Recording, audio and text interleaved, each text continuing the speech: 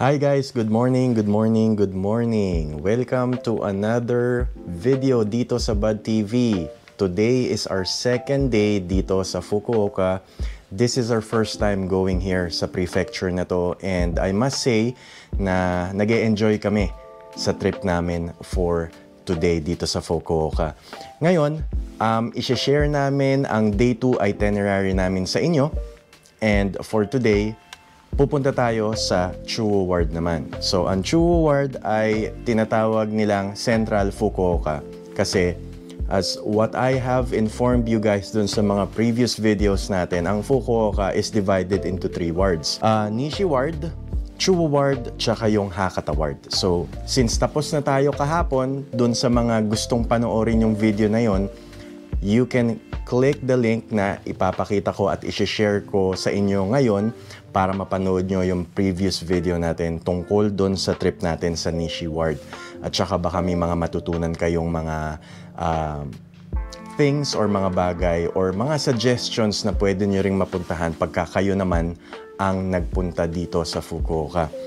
So, for today's itinerary, dito tayo sa Chuo Ward, pupunta tayo sa Ohori Park. Pupunta rin tayo sa Fukuoka Castle Ruins, and pupunta rin tayo sa Tenjin Underground Shopping Mall. So, the time now is medyo late na kami. The time is 12:24 kasi medyo na-injure kami the day before, the night before, napagod kami sobra, and yung forecast kasi right now is raining, so hindi kami masyadong makalabas, but still lalabas kami ngayon, kaya kung nakikita nyo, naka-rain jacket ako ngayon para kahit na umuulan, hindi kami masyadong mababasa. So, ayun, before tayo mag-start, huwag niyong kakalimutan to like the video. Tapos, subscribe din kayo para mapanood niyo yung mga susunod na videos natin dito sa Bud TV. Alright, so tara na, let's go and explore our Day 2 itinerary for first-time travelers dito sa Fukuoka, Japan on our episode today dito sa Bud TV. Tara! So yun, nandito na kami sa labas. Since the weather is uninviting, tignan nyo, medyo umuulan at umaambon pa, we decided to take a taxi cab papunta doon sa Tenjin Underground Shopping Mall. Mga ilang minutes lang yan dito, siguro mga 12 to 15 minutes walk. Pero since basa nga yung kalsada, tsaka umuulan, magka-cab na lang kami. Nag-book kami ng taxi sa DD app, or kung meron din kayo, pwede rin yung i-download yung Go app nila. It only costs 990 yen. So, hindi naman masyadong mabigat yung fare papunta doon, convenient, tsaka at the same time hindi na rin kayo mababasa, di ba? So, I suggest pagka medyo hindi maganda yung weather, nalaglag yung bote ng tubig, mag-taxi na lang kayo. Let's go. Andiyan na yung taxi. Ayun, oh.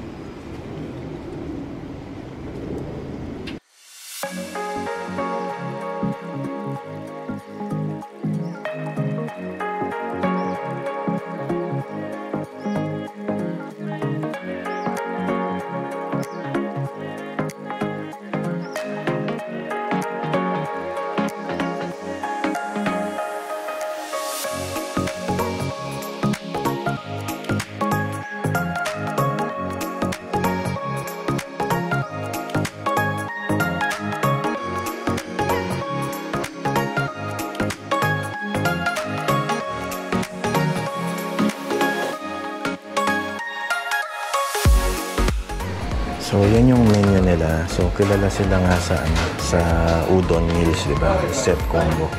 So, most of the time, tatanungin ka kung hot or cold. Meron silang mga menu. Uso kasi dito, since summertime, yung mga soba nila at saka udon nila is cold dahil mainit nga yung panahon. So, you'll be given the option kung ano yung gusto mo. So, ito yung set na cold. Ito yung tempura. Tapos meron kang udon set na may sabaw. Yan yung kukunin natin.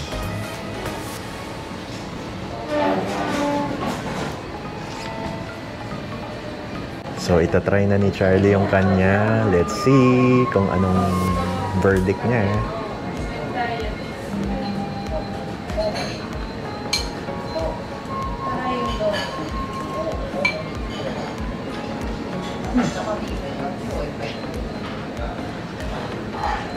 And check it out. Okay, titikman na daw niya yung kanya. Hot yan, right? Hot? Okay.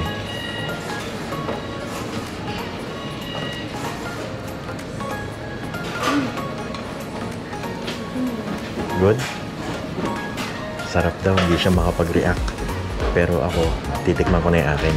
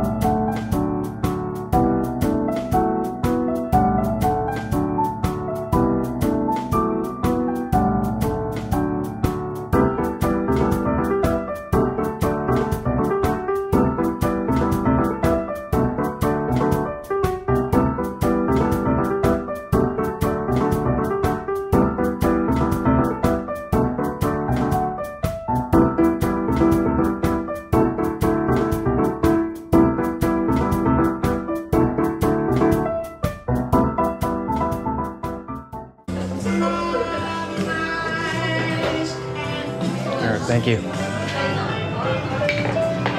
Bro, thank you. We'll see you again next time. Thanks. Thank you.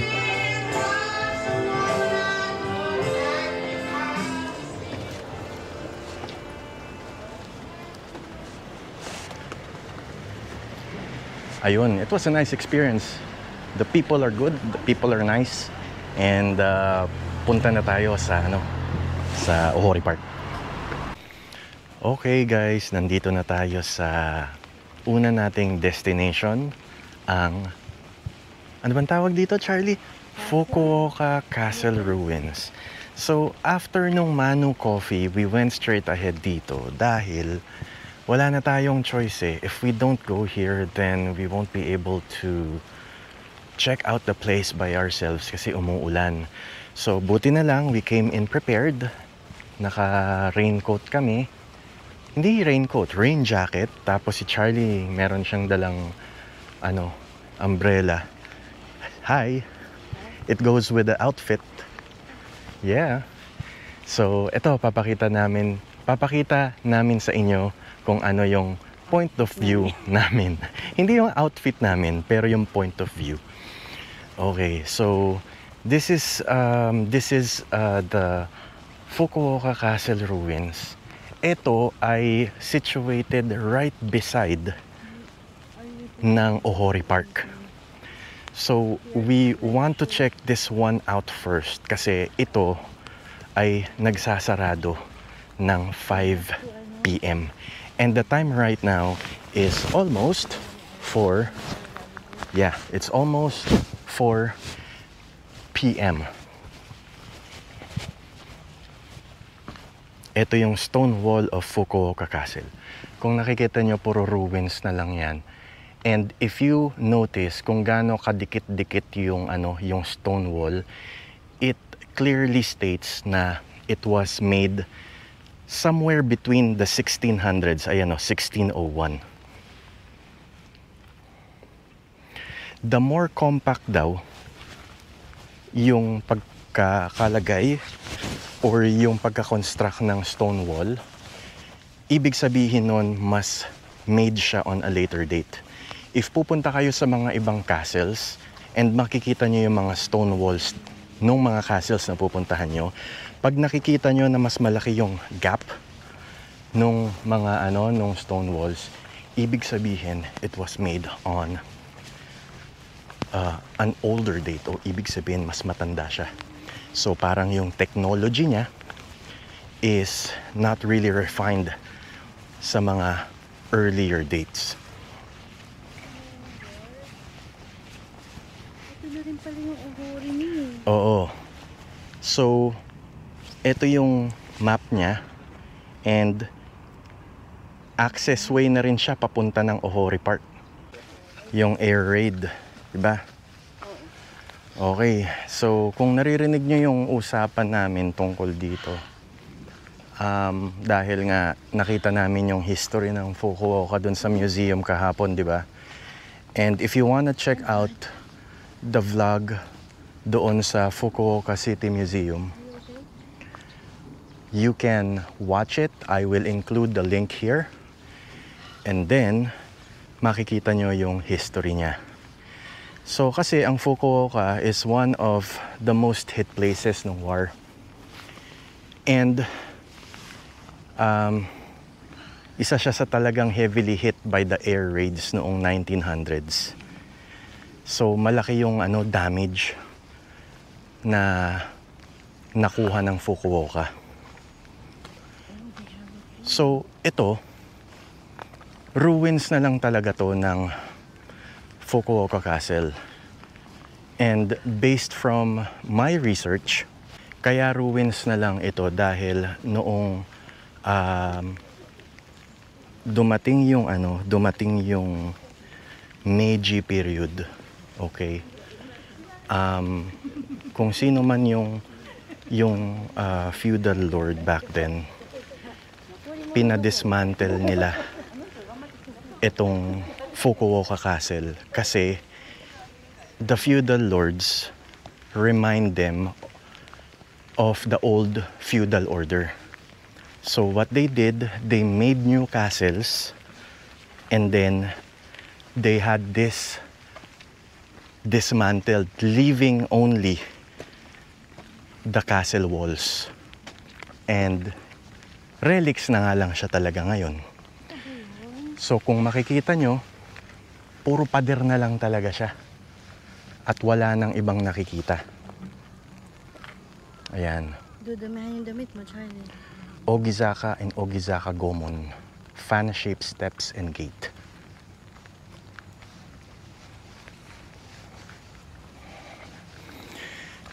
Ito, based sa research din namin, mas magandang pumunta dito pagka springtime, pag cherry blossom season. Dahil syempre ngayon, June na, mainit na, tapos na ang cherry blossoms, wala na tayong makikitang mga sakura. So if you have plans of going here, you have to go ng cherry blossom season. Ito naman yung tinatawag nilang postern gate. Kung titignan nyo ang tataas ng mga walls, tsaka kung titignan nyo, kung ito ay dinemolish before, di mas mataas pa yan, may mga structures pa niyan sa taas. Diba? Tignan natin yung information na nahandito. So, ang tawag dito ay Ura Gomon. Ang sabi, the Ura Gomon was once located here. This postern gate was used on a day-to-day basis by domain warriors to enter the main bailey. Yan. So, base lang talaga yung mga pader. Meron pang structure yan on top of it before. So, imagine it was too high. But too bad they had to demolish everything. Because hindi nila nakikita na at that time, magiging legacy nito ng Fukuoka. Dahil ang naiisip lang nila dito is yung mga dating feudal era na nag-govern dito sa place na ito.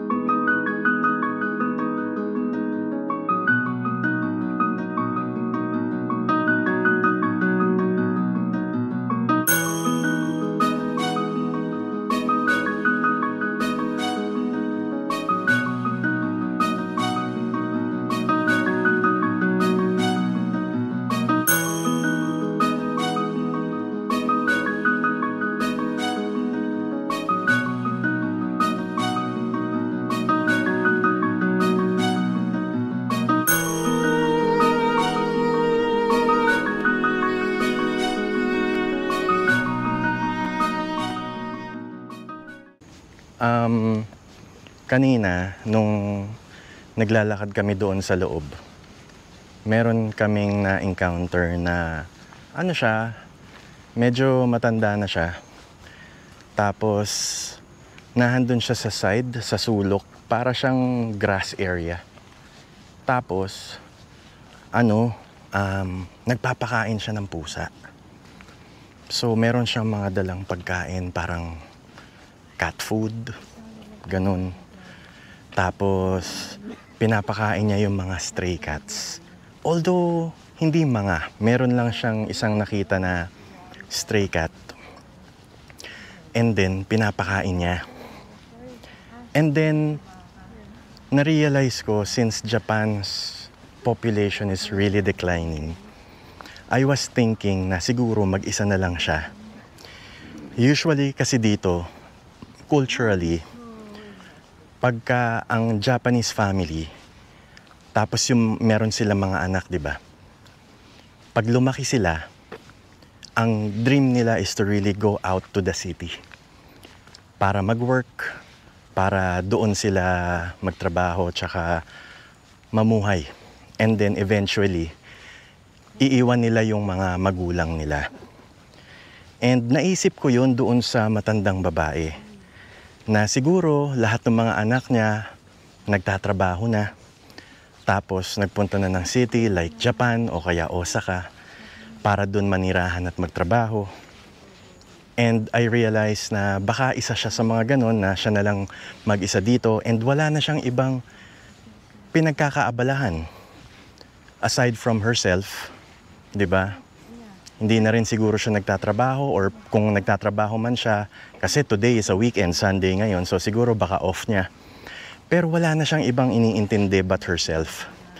And ayun yung naisip ko doon sa babae kanina na nagpapakain ng pusa. Kasi sino ba naman ang gagawa nun, di ba? And ayun lang, parang naisip ko lang na yun yung possible scenario nung babae. That's why she has a lot of time to do and taking care of cats. So, papunta na kami ngayon sa ibang place kasi medyo umuulan. Kaya titingnan natin kung ano pa yung makikita natin dito. Kung wala, baka umalis na tayo. And finally, dito sa Ohori and yung Fukuoka Castle Ruins, nandito na tayo sa final area ng turret, aka Shiomi Turret. Ang Shiomi Turret daw, papakita ko sa inyo, this is nearly 50 turrets constructed within the Fukuoka Castle grounds. After having transferred to the Kuroda family's second house in Hamamonachi at the beginning of the Taisho period, it came to its current site. Its original location was at the northwest corner of Sanomaru. As the result of the survey conducted in 1991, this building is now considered to be not Shiomi Turret but actually a different turret in the castle. So yan, tingnan lang natin ng mabilis to before we go. And after this, didiretso na tayo dun sa Tenjin Underground Shopping Mall.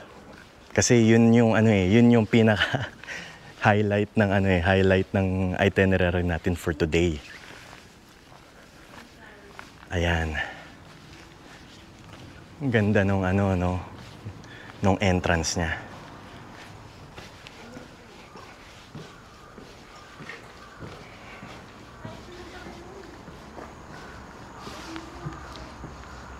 Ayan. Oo. Ayan siya. Pwede kayong mag-picture dito sa totoo lang. Kasi ang ganda ng mga flowers. Yeah. Ayan, pinapabuhat sa akin ni Charlie yung bag. Kasi napapagod na rin daw siya Shoot on a smartphone. Ayan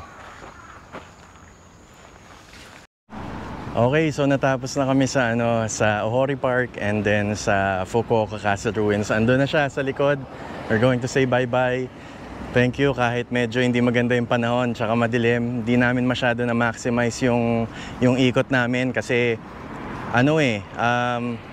hindi maganda talaga yung panahon, but still napuntahan namin yung mga landmark places na pwede naming makita dito while we were inside the Fukuoka Castle ruins and then yung Ohori Park.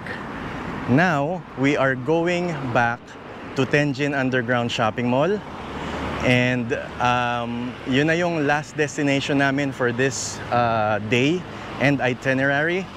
And tignan natin kung ano yung makikita natin doon. Kanina, nakadaan na kami doon pero we decided to skip it kasi nga mas gumanda-ganda yung panahon, hindi na umulan. Kaya dumiretso kami dito. Pero ngayon, we are going back. And let's check out kung baka meron tayong mabili or baka meron silang mabili. Hindi natin alam. Discover natin yon. Samahan nyo kami.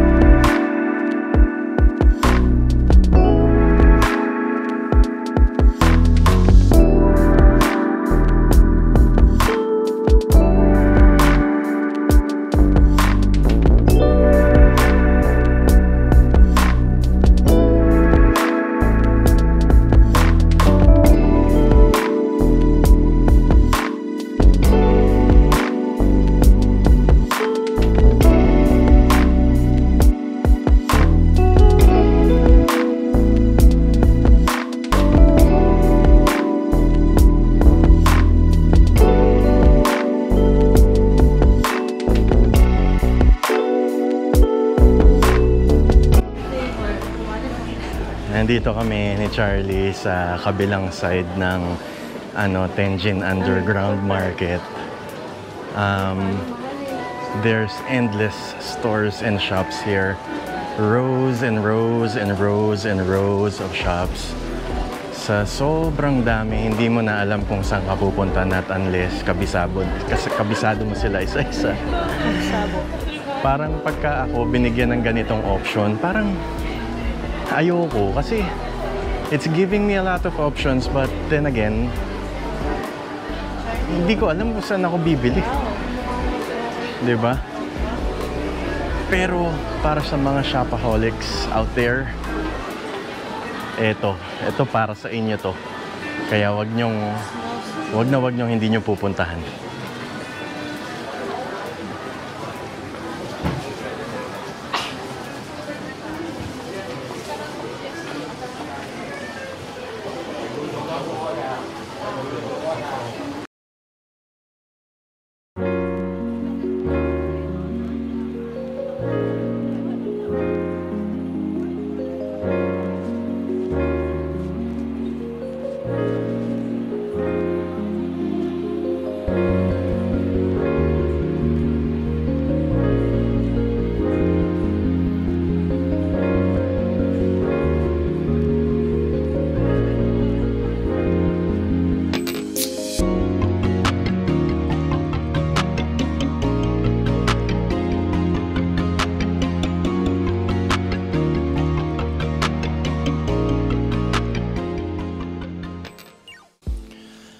ayun guys, nakabalik na kami dito sa hotel after a few hours kasi ang ginawa namin after namin magpunta ng Fukuoka, di ba? Castle Ruins tsaka ng Ohori Park. We went straight to the Tenjin Underground Mall, di ba? And then pinakita namin sa inyo kayo yun. After that, bumili lang kami ng mga kailangan kasi syempre nandun na rin yung mga stores na we were interested in. So, bumili na rin kami ng mga gusto namin. One of which is napabili ako ng sunglasses. These are nice pair of glasses na bumagay sa sukat ng mukha ko. And light lang yung light lang yung shade niya. So isa yan dun sa mga purchases na nabili ko today dito sa Fukuoka, and I'm completely satisfied doon sa purchase ko. Now, after that, kumain lang kami sandali ng quick dinner kasi nung time na natapos kami mag-shopping, it's like almost 8 o'clock yata. And yung Tenjin Underground Shopping Center usually closes at like around 8 to 8:30. So, naghanap na lang kami ng quick dinner para makakain kami before kami bumalik ng hotel. Now, ano ba yung review ko dito for the whole day natin ng itinerary ngayon sa video natin? Medyo nagkaroon kami ng challenges because of the bad weather. Hindi siya comfortable kasi medyo humid tapos umuulan pa. So, mainit, pinagpawisan, 'di ba? Yung mga ganong klaseng factors. Pero overall, 'di ba, it can be avoided kung ipaplan ahead nyo yung mga dates kung kailan kayo pupunta dito sa Fukuoka.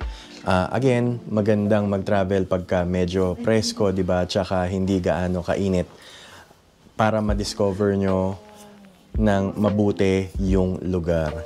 Another tip, pagka nagpupunta kayo dun sa park, most of the time kasi the full bloom and yung full potential ng kanyang beauty is always every springtime pagka full bloom yung sakura.